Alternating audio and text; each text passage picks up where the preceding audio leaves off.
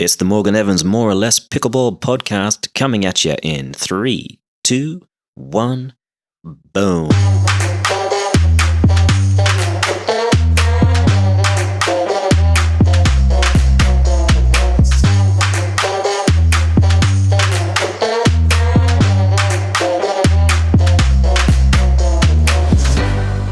My guest today is a legend within the game, not only as a player, but as one of the hardest working organisers out there. She's an accomplished coach, working all around the country and beyond.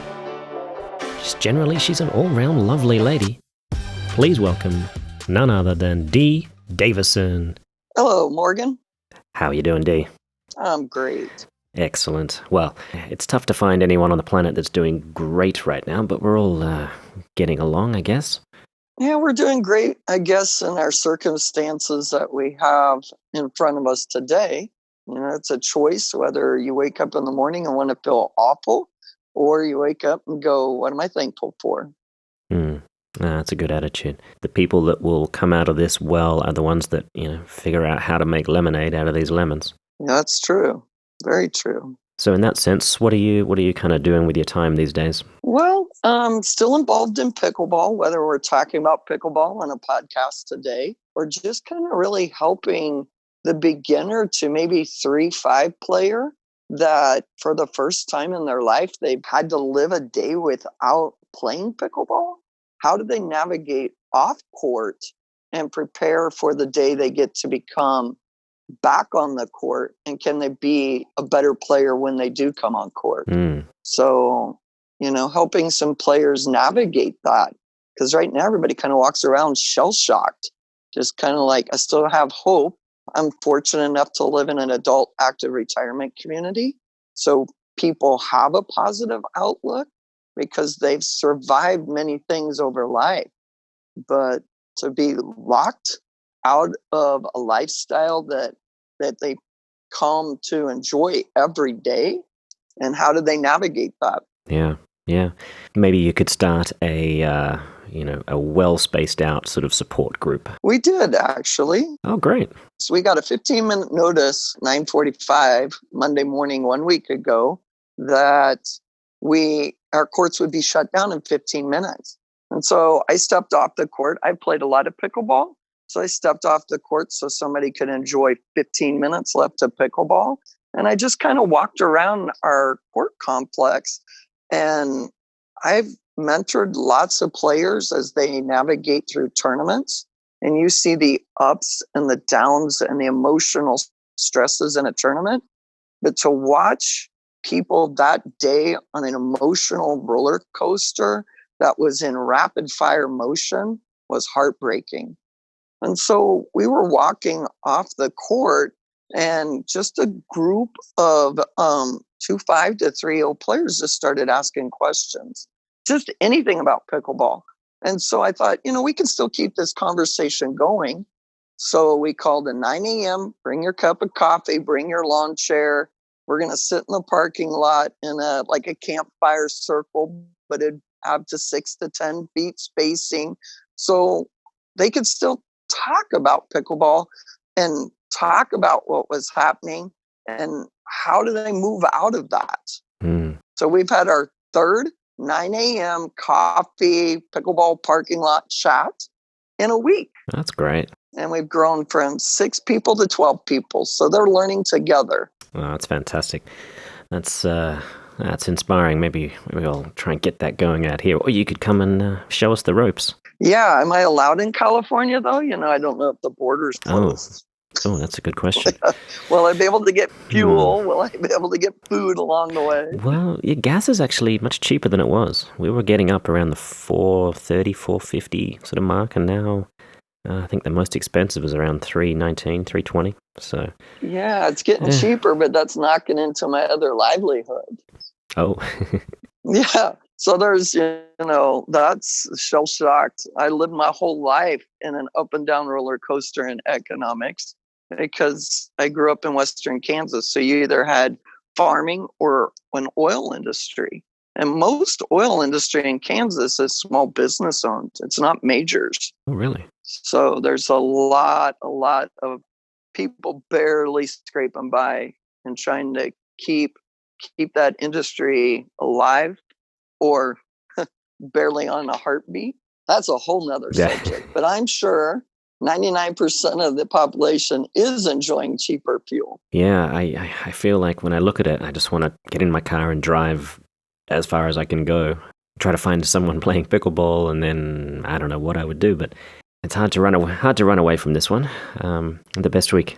It is. There are a few public pickleball courts available in the valley. I have been near some of them, and sometimes it's just really to watch how people move and navigate through the crisis as they're trying to get their fix. They're definitely practicing social distancing. The courts are not packed. You would think that there would be people waiting to get on them. They are not. And over the course of the last 2.5 weeks in the valley, as more and more courts have been shut down, people are really just kind of, if they do play, it's in a controlled pocket. You see a lot of Clorox wipes out. You see the paddles being wiped down after every match. It's a different norm, and it'll be interesting if it continues. I wonder how long it'll take before the idea of going out to play under these strict guidelines is sort of socially acceptable. Everybody's kind of divided at the moment in terms of if you just shouldn't even try, or if you should be getting that kind of exercise that helps us so much, but in a very controlled sense. Where do you kind of stand on that? I'm kind of in between. I have a compromised immune system. I was diagnosed with celiac in 2006.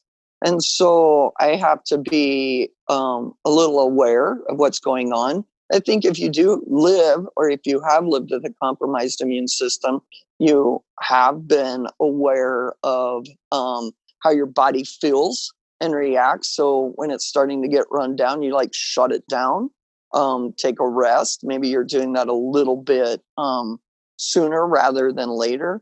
A little bit conscious of friends in the surrounding. You can still, like in our neighborhood, we pop open the garage doors, sit outside, and maybe talk to the neighbors at the edge of the driveway, but at least still have some social interaction. Yeah. That's kind of nice. As far as being a little selective of who you might be playing pickleball with, are they practicing some sort of distancing, or are they just haphazardly just going, I don't care who I'm around? And it's like I don't want to be around that type of person. Particularly, I may like that person, but in these circumstances, I need to be a little careful. I've got an elderly neighbor in her 80s that I do shopping for, so I need to be a little cautious too as I go over and help her do some things or pick up items for her. I need to be aware of who I'm around, how they're doing, and need to make sure some controlled environment. Been lucky to get out and do some hiking in the White Tank Mountains on paths that are not crowded. So that's been nice to get some exercise. Having to be a little more cautious. I think if you are a hugger, this is really hard right now. If you're an extrovert, this is really hard right now because you go to finish a conversation with a hug and it's like, you can't. So it's like the conversation is kind of like, the greeting is kind of like unended. Yeah, that's right. Before I moved to America, I was living in Italy, in the south, in Sardinia, and the first 3 or 4 months, at least, when I moved here, I was still kind of programmed to have a lot of kisses for just standard greetings, guys and girls. It was just the norm that I had learnt to live with over in Italy. It took a long time to get used to it, but then it took even longer. Well, actually, it took a few months to go back to the normal kind of greetings that you find in most of Western culture. But I wonder now, if you look at what the stats are like in Italy, that how much of that has played a huge role in how hard they've been hit by it. Just everyone is so touchy-feely that it'd be impossible to have it contained as early as it needed to be contained. Right. Just learning about different cultures and how we react. It's been noted, I guess, in my conversational circles that America is very social. We're an extremely social society. Even back in the SARS day when people would Clorox and sanitize, how fast we dropped that once they found, I don't know if they found a cure for SARS or we were just allowed to all of a sudden go back to normal living, how we dropped, how we washed our hands and we sanitized. And it's like, I don't want to walk around every day with Clorox wipes, but having some in the vehicle and using them as needed, maybe just becoming a little bit more conscious. We handshake. A business deal is determined sometimes where I grew up by a handshake and the power of a handshake, the meaning of a handshake. Do we drop that now? That's just kind of weird. It is. I mean, how even the whole touching elbows things. Yeah. People are on the fence on that. Now it looks like just a distant sort of wave. Yeah. And I wonder what, the long-term effects of this kind of new social norm, cabin fever, when that starts to infect an entire country, let alone world, geez, it's going to have some serious implications. It will, because it's our mental psyche. I was pondering early on, why do I feel, and I don't want to say good, but okay staying at home, which is weird. Anybody who knows me is like, Dee's at home? Like my neighbors are like, wow, you're at home. We can have a conversation with you because I'm always on the go. But for the first 43 years of my life, I lived in rural America. We were 60 miles from a Walmart or 180 from a mall. So our small town of 1,100 people relied on each other. I guess you can jokingly say in Western Kansas, for 43 years, I practiced self-isolation. In the winter months, at 4:00 when it's dark, and you're like, well, just go home and I guess I'll do crafts. Hibernate, per se. Did a lot of canning and things like that. But at least here, I wake up and I have the sunshine. I know the electricity is going to be on. I know the pipes aren't going to freeze, so I'm going to have water. Yeah, it's just a little different. It's definitely being thankful. I think today people are maybe a lot more thankful for the little simple things in life. There's that, and I think when we do return to let's start with an if and when we do return to a level of normality that we're used to, we're then going to look at all the kinds of things that we took for granted that we didn't realize just how much we were taking them for granted until they were taken away. All the little liberties that we were enjoying 3 weeks ago that suddenly are stripped away. Yeah, not just stripped away from one part of the country, but the whole country. That's a little shell-shocked in itself to imagine. I know right now people are a little apprehensive about talking about the future and how we come out of this.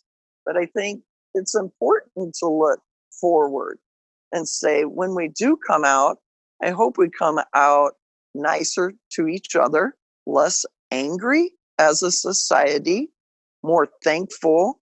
Myself, I hope I can enjoy a slower pace of life, not slower. Enjoy my cup of coffee in the morning before I race to the pickleball courts, because I know the pickleball courts will be there and there'll be people there. We have 850 members on 24 courts. Somebody will be there. Am I going to be okay playing with, whoever's there? Yeah. Or I'm going to be searching for that high-level game? Yeah, maybe it's going to be an entire planet of people that are going to take a little time to smell the roses.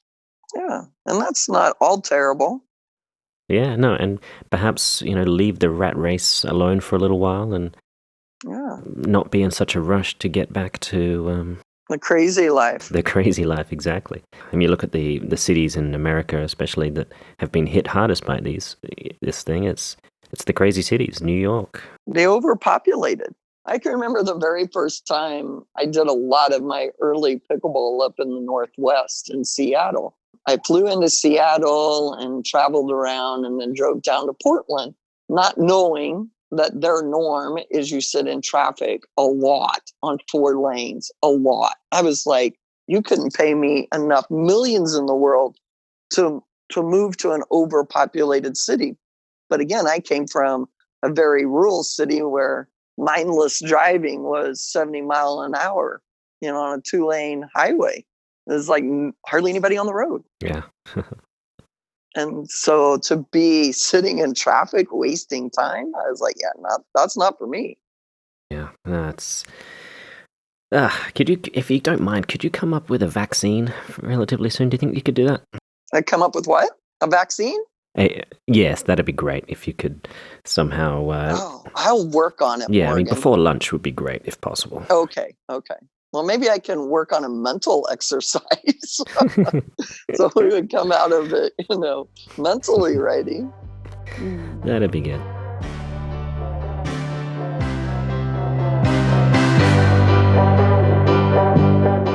We're going to take a quick break there for a little quick tip from our sponsor at CoachME Pickleball.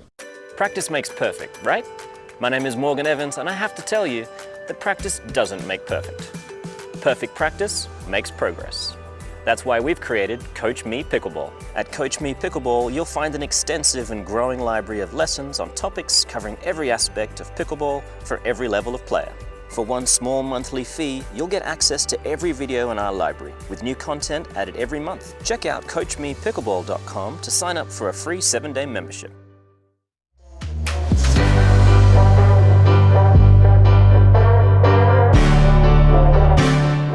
That's good stuff there. Okay, let's get back to the interview with Dee. I am curious, what do you think is going to be the sort of long-term effect on, I guess sport in general, but localized to pickleball? Do you feel like it's going to set us back a notch, or do you think that people are just going to find more inventive ways to improve their game? That's an interesting question. And I think the sport really exploded in the adult active communities, which before the crisis, there was a report like retirees were happening at the rate of like 10,000 retirees a day, but projected over a 10-year period. So I feel it can continue to grow in that population. I often wonder, as it was growing in the population of 20 to 50-year-olds, will they have the disposable income to continue to go to tournaments and follow their passion of pickleball, or will the realities of life require them to be home more and take care of just the balance of life? So I think tournaments will continue to, my hope is that tournaments will continue to grow at the rate they were growing, which was phenomenal. There may be a slowdown period in that, but who knows? People will do what they love to do and find a way to do it. There may be more families out on the public courts actually playing, which is so cool to see. Yeah, no, I think you're absolutely right. The sport will find a way. Players at every level are just going to be more inventive with how they get their practice, and when the sport returns to an active actual sport that people can go and play, as opposed to just talk about on the pickleball forum. Yeah, will it be more recreational play enjoyed, or will the tournament play still be healthy and viable? And I believe it will, because again, I have the privilege to be around people 15 to 25 years older than me, and when they discover pickleball, there's this kid that comes out in them, because it's the competitive spirit that they once had that comes alive, or they never had, and they have to navigate it, just kind of figure it out. So it will be interesting. It really will. Yeah, I always love meeting a new family of players. Often there has been at least one competitor, someone who's played tennis, maybe badminton or ping pong or something like that, and they immediately take this kind of Papa Bear role of trying to teach the... Protector. Yeah, protector of everybody. The way their competitive nature comes out in tournament play often makes the rest of the family, I want to say cringe, but there's certainly some eye rolling going on for sure. Well, yeah, I mean, when you do have a competitive side, I've been told that like when I go into competitive mode, my face changes. I'm like, well, is it good or bad? They're like, well, we just know that you just went in competitive mode.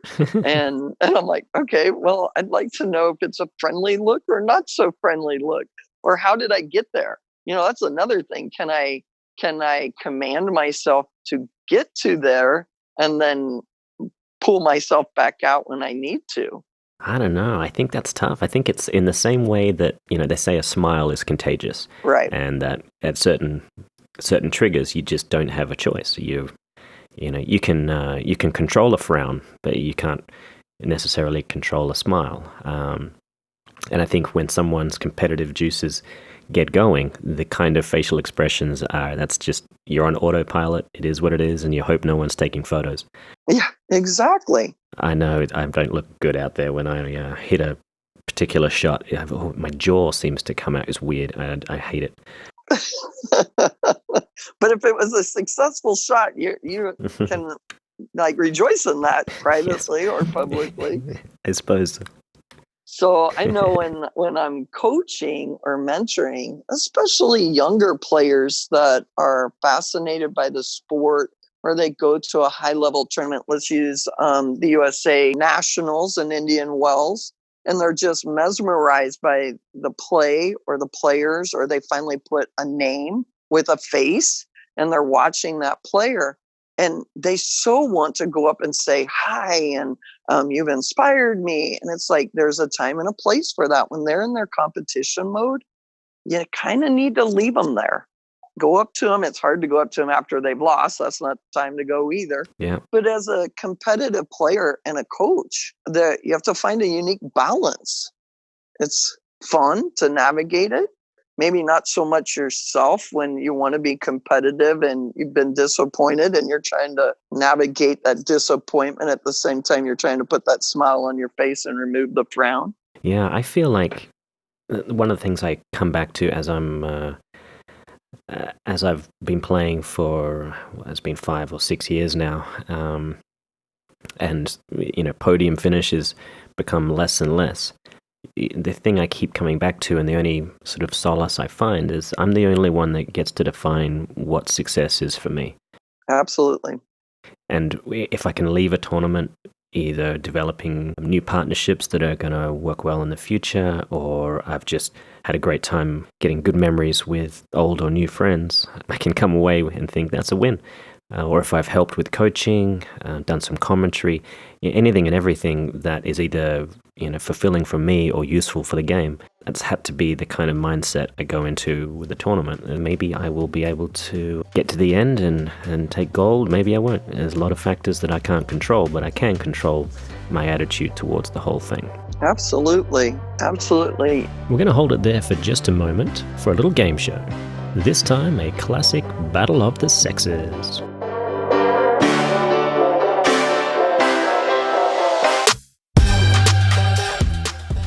Welcome to our Battle of the Sexes. We've got one person from each sex here today. We've got Jamie from Green Bay, Wisconsin, and Matt from Tampa, Florida. Jamie, you're going to be contestant number 1, and we're going to see how well you know the other gender. How are you today? What's new in your world? Tell us about yourself. Hi, Morgan. It's good to be here. Thanks for having both of us on. I'm from Green Bay, Wisconsin. It's pretty cold and cloudy out today, so we're definitely not playing pickleball here. But I'm representing the Packerland Pickleball Players Group. Oh. They're going to be very excited to know that I'm on. I've been playing pickleball for about 4 years. I played my first pickleball game in Arizona and instantly became hooked on it. And coming from a tennis background, it was a pretty easy transition. And then I played my first tournament this year at the Middle States Regional in Minnesota, or last summer. And then I played at the Southwest Regional in Arizona this January, and have a couple more tournaments hopefully coming up this summer, and then hopefully going to nationals this fall. So I'm excited. Oh, that does sound exciting. Jeez. You're basically professional. What kind of level are you? I play around 3.5 right now, but I would definitely like to get better. I think I'm pretty conservative with my rating, and one of my goals this year is to play more competitive players. Good. Well, hopefully we'll see you out in the California area once the borders open up. Yes, exactly. All right, and we've got Matt Nielsen from Tampa, Florida. How you doing, Matty? What's going on? Awesome. Thank you for having me. Kind of just a quick thing. I teach kindergarten. It is 85 degrees outside right now, but I am doing my part to not go out and actually, stay inside and do some online teaching here for the kids. Been playing pickleball for a few years now. Lucky enough to have been able to play 5-0 for the last few years. And I just love the sport. So I love being a part of Selkirk and excited to be here. Good man. And we're happy to have you. When you medal. When you don't, that's dead weight, really. No, good stuff. Are you ready for the battle of the sexes? Let's do it. We're ready. Okay, Jamie, this is to you. Your first question. What is the name of the new Avengers movie? It is either A, Age of Ultron, B, Endgame, or C, Infinity Wars. Is it Endgame? It is. Yay! Congratulations. All right, now over to Maddie. Did that correct answer intimidate you at all? Yeah, I'm a little nervous now. You should be. All right, so your question. What is pilling? Facial mask made from vitamin E pills when small balls of fiber form on your clothes, or a bowel cleanser? It's the second option, the small balls of clothes. That's exactly right. Well played, young man. Well played. Yeah.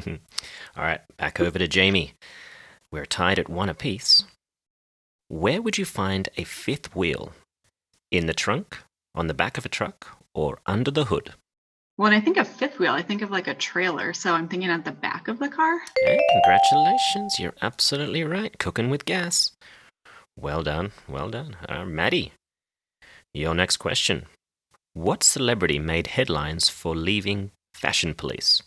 Melissa Rivers, Kathy Griffin, or Kelly Osbourne? Wow, I have no clue here. Well, at least you're honest. Since the last one was B, I'm going to go with C. Was it Osborne? Kelly Osbourne, that is correct. Matt, you got a little lucky there, let's be honest. I did. Yeah, that's all right. Better to be lucky than good, right? That's right. All right, Jamie, your next question. What Olympic event did Bruce Jenner win in the 1970s? I know it was running, but... Well, I was going to wait. I hadn't done the multiple choice okay, yet. Go ahead. This gets easy. Is it A, downhill skiing, weightlifting, or decathlon? Decathlon. Decathlon. Good girl. I'm impressed that you were going to try and get it anyway. I'm just so excited. I just had to answer. It's an exciting time to be alive. Mm-hmm. All right, Matt, your next question. What size is a tall latte at Starbucks? Is it the second smallest, the medium, or large? I know it's a smaller one, so I didn't know there was anything smaller than it actually, but I'm going to go with the second smallest. Good man. Okay, that's true. Yeah, I think the smallest is called a short. That's Learn something new. Yeah, we're all learning. This is great. All right, we're back over to Jamie. I think you're ready. I'm ready. Good. When is electric shave applied? Before shaving? After shaving?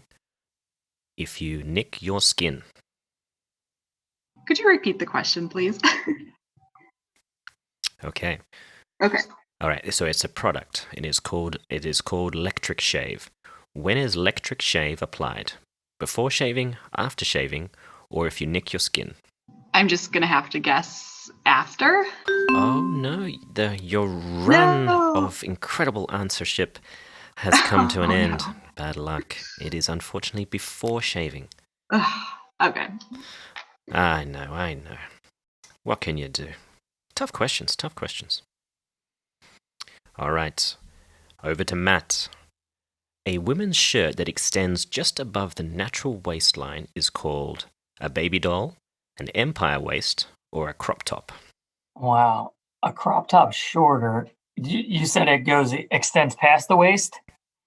No, it extends just above the natural waistline. Oh, done. Crop top. All right. Just out of interest, Matt, when was the last time you wore a crop You top? know, yeah. Gotta alter my Selkirk polos a little bit to make them shorter.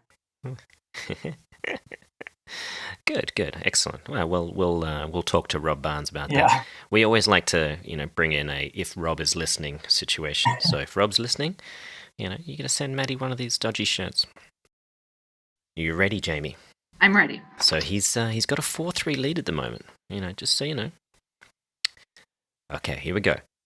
The little dents in a golf ball are called dimples, studs, or teaks. A. Hey, all right, that is true. They are indeed called dimples. Do you play golf? I don't play golf. Nope, just pickleball. Okay, all right, so you're focused. I like it. All right, Matt, over to you. It was recently a trend for teens to put some suction on their lips and then take a selfie to look like Kim Kardashian, Kylie Jenner, or Angelina Jolie. Man, I'm going to guess Kylie Jenner. Oh, you've done it again. Let's Jeez. go. Wow, that is impressive. That is impressive. I wouldn't have even known that. Yeah, I was just going to ask, Jamie, did you know that? No. All right. All right, over to you, Jamie. Okay. What is the all-cotton striped suit many men wear in summer? Is it double-breasted, seersucker, or leisure suit? Maybe C? Leisure suit? Unfortunately, that is just slightly incorrect. It is, in fact, the seersucker. Oh, okay. I know. Don't worry. The game is certainly not over. Matt is due for a mistake. I mean, he's been getting lucky here so far, let's be honest. Yep. Matthew. The reigning Miss America is not allowed to A, be alone, B, drive, or C, buy her own clothes. Wow. Huh. Let's go with C. That is incorrect, unfortunately. No!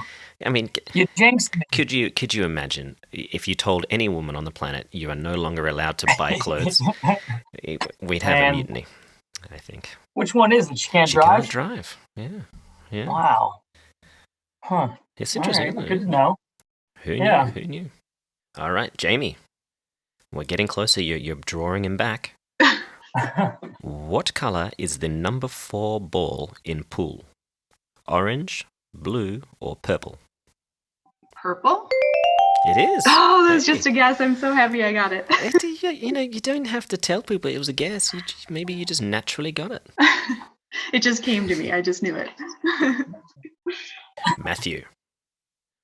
What can you spray in your hair to naturally lighten it? Lemon juice, beer, or baking soda? Lemon juice. Lemon juice. Have you juiced recently, Matthew? I've had experience with people wanting hair as naturally blonde as mine, so Okay. I have to tell them what to do. All right. Hey, look, you're really, just a kind and generous soul, aren't you? Yeah, that's it. That's it. Over to Jamie. In golf, a hole-in-one is called a birdie, eagle, or ace. A birdie?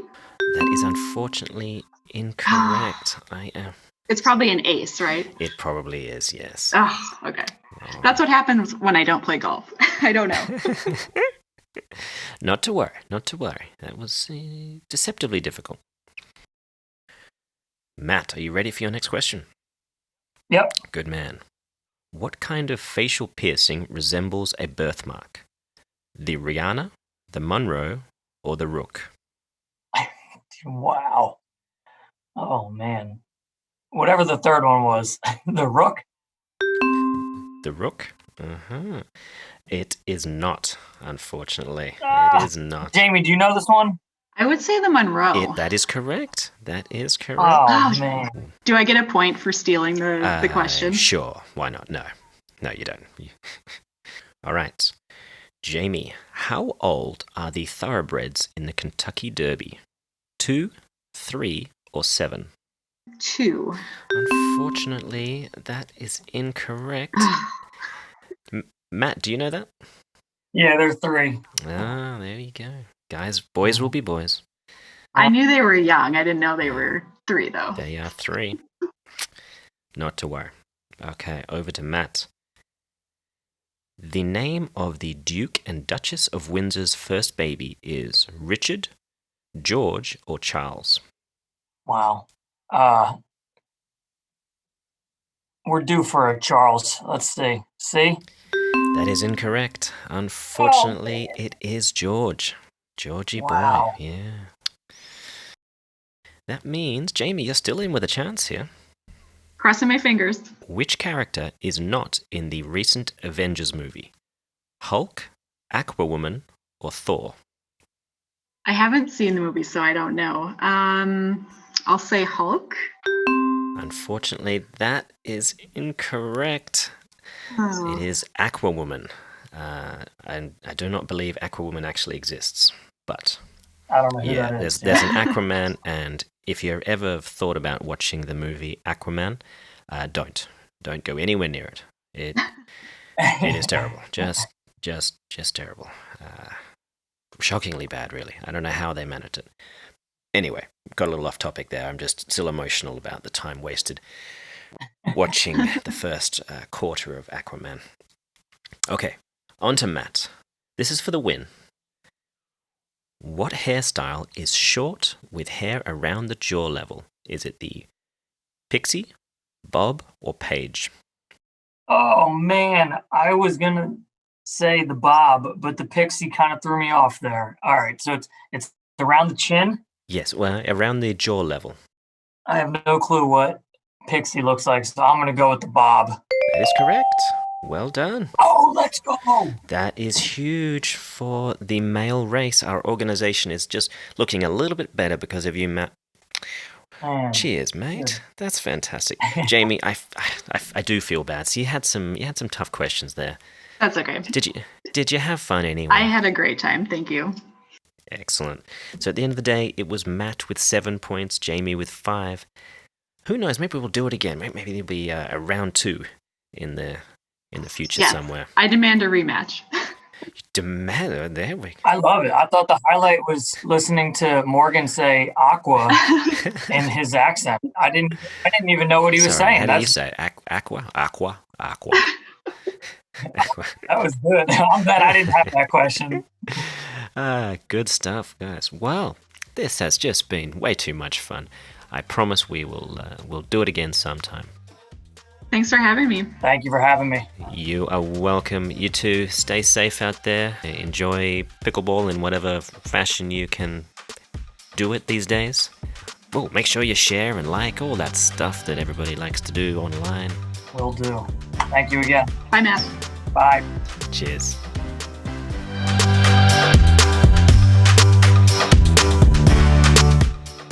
Good times, good times. Okay. Let's head back over to Dee, see what's happening.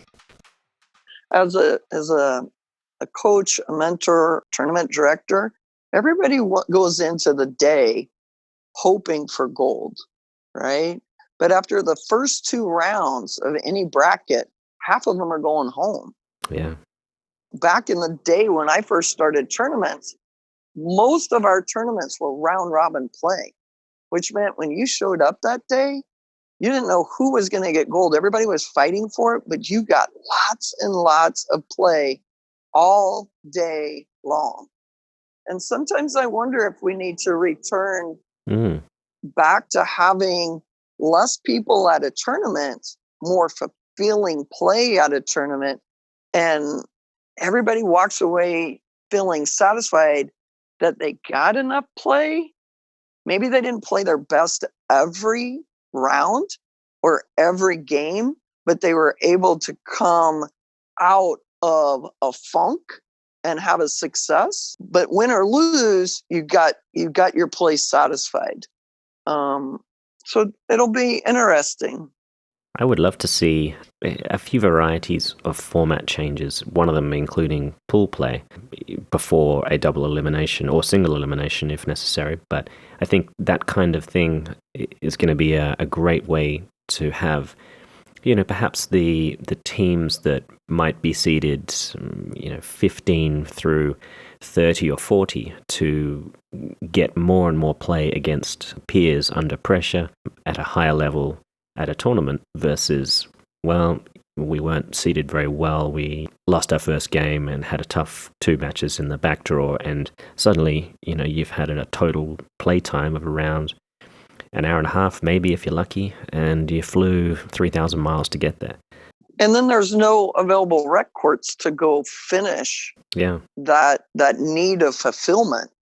Back in the day, you could stay at a tournament if they had 8 courts, and by 1 or 2 o'clock in the afternoon is when courts started to become available for rec play. So, and we're talking a tournament with maybe 200 people in it. Maybe the cost of entry was around $40. It was crazy because you could hang with your friends, get some great rec play, then go out to eat and start it again the next day. You're getting tournaments now on 16 courts of 800 people. The court time usage is 12 hours. I'm not going to go play at 8 o'clock at night. I got to get ready for the next day. Yeah.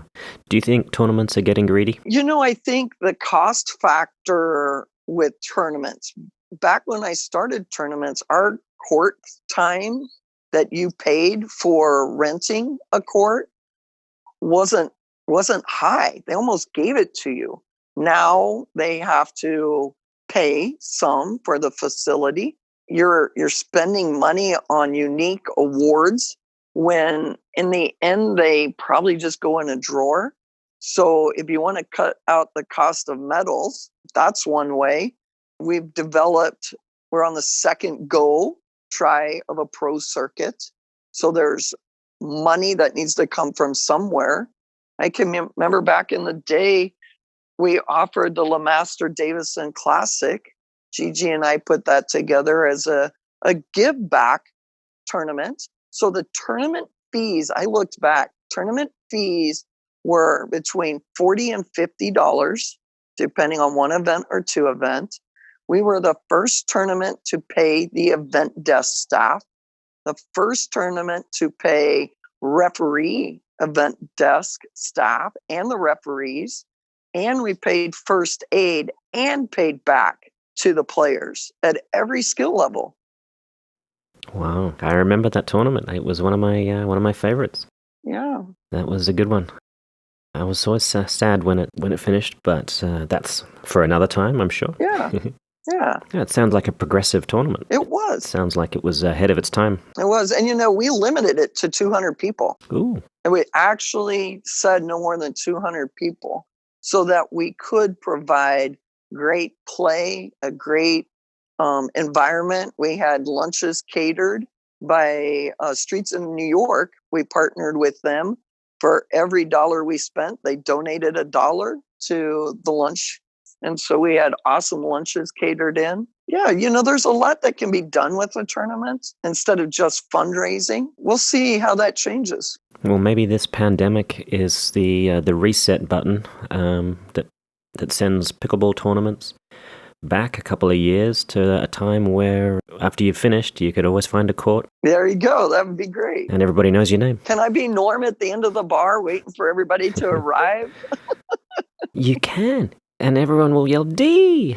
Yeah!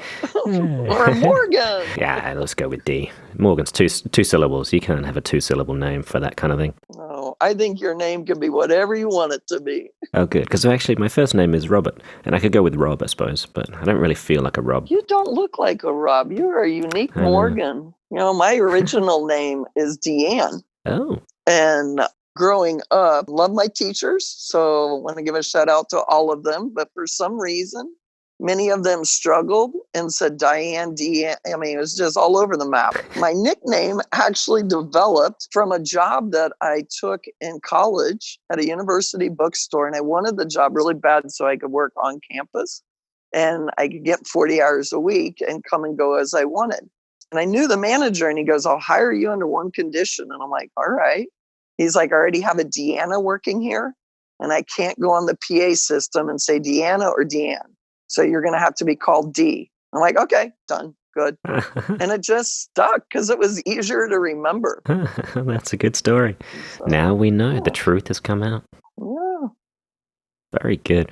Well, Dee, Deanne, Mrs. Davison, Miss Davison, however you like to be called, it's been an honor and a privilege. I've enjoyed our time together. Morgan, it's been fun. It's been great. We should do it again sometime. What do you think? I agree. Fantastic. I think your listeners should come up with some subjects for us to talk about. Oh, yeah. Yeah, well, I think we could probably solve most of the world's problems once we get over this first one. That's right. Well, enjoy the rest of your day. Take care of the entire pickleball community in, well, at least Arizona, but maybe even the West Coast. There you go. I look forward to talking to all my peeps. Tell them I said hi. I will do that, Morgan. All right. Thank you, sweetie. Thank you. Cheers. Please be aware, this interview was recorded in late March. Conversations concerning social distancing are not reflective of current norms.